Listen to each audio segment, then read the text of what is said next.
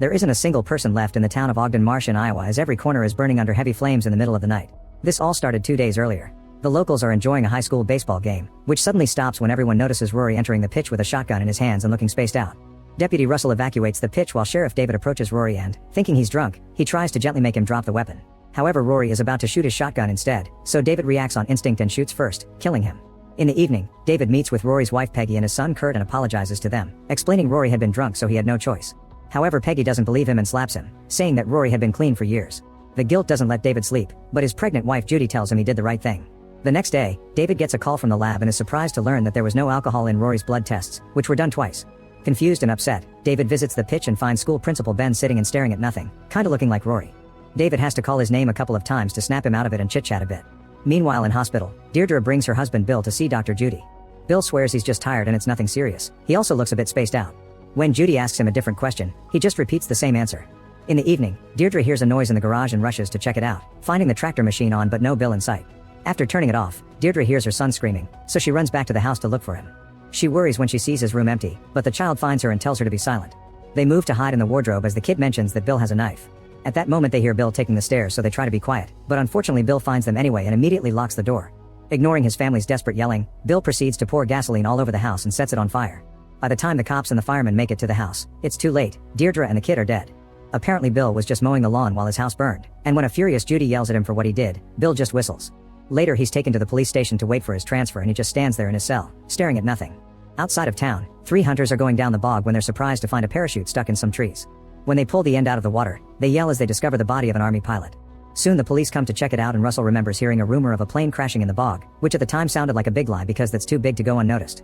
David and Russell decide to take a boat to the bog and are shocked to discover there's a plane underwater. In the sky, some sort of drone camera zooms in on the town with the words "Initiate Containment Protocol." With a theory in mind, David researches where the town's water supply comes from and confirms it's from that bog, and the first house it reaches is Rory's. An army plane crashing into a river without coverage from the news is very suspicious, so David thinks the plane is contaminating the water and making people sick. He and Russell visit the mayor to ask him to shut down the water supply, but the mayor refuses because shutting the water down will kill the crops and bankrupt their whole town. Worried about the safety of his loved ones, David decides to ignore direct orders and goes to shut the water supply down himself, even removing the valve so nobody can turn it back on. When they return to the station, they're disturbed to find Bill bleeding on the floor of his cell.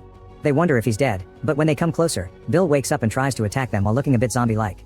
David realizes Bill should have already been picked up by now, but when he tries to contact his higher-ups, he discovers the phone lines aren't working and there's no internet. Then David goes outside only to find that the town is completely deserted except for a woman passing by on a child's bicycle. At that moment a mysterious black car takes pictures of him, but when David tries to approach it, the car quickly drives away. Next David goes to the morgue and when he checks the first body he finds, he discovers it is stitched mouth and eyes.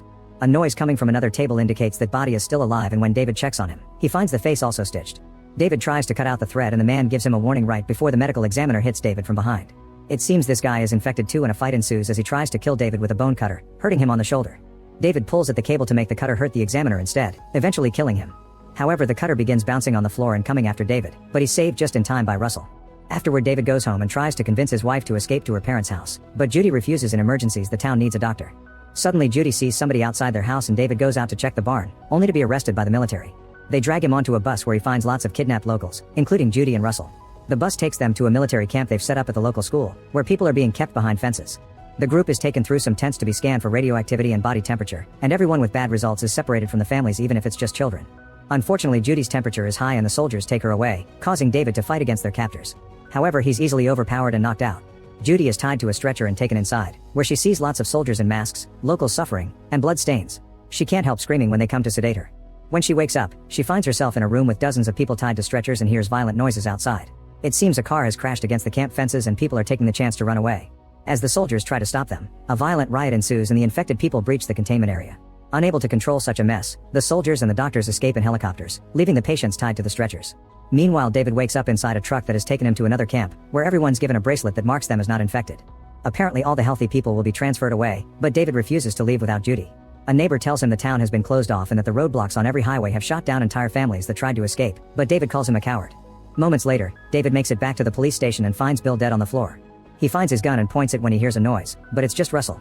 Both of them immediately hide when they hear the black car drive by outside, and David explains Judy only has a fever because she's pregnant, so Russell accepts to help him rescue him. Back to Judy, she realizes her friend Becca is on a stretcher near her. Their conversation is suddenly interrupted by a weird noise and a shadow moves around to reveal Ben, who is covered in blood and carrying a farming fork. Clearly infected, he starts moving around the room and killing patients with the fork without mercy. Eventually he approaches Becca, but before he can stab her, Judy screams to distract him. Then Ben makes his way towards her and raises the fork, only to get shot by David and Russell. The guys rescue Judy and Becca and go outside, where they find a complete massacre as a consequence of the riot. Then the group begins crossing the town, finding everything destroyed and in flames. They also see a crazy person punching a car, but luckily they aren't noticed. As they look for a working car, they suddenly hear a noise and hide behind a truck. It turns out the hunters are chasing people and shooting them before throwing the bodies in the back of their truck. Luckily they soon drive away and the group can keep going. Eventually they walk near the house belonging to Becca's boyfriend, so she rushes to look for him. Scotty receives them with his weapon out, but when David aims his own gun at him, Scotty apologizes and says he only wanted to be sure. He explains his mother is also okay and she's gathering supplies, but they're interrupted when they see people come closer. The group hides in the barn and watches how a bunch of soldiers surround the house and drag the old lady out to run the test on her.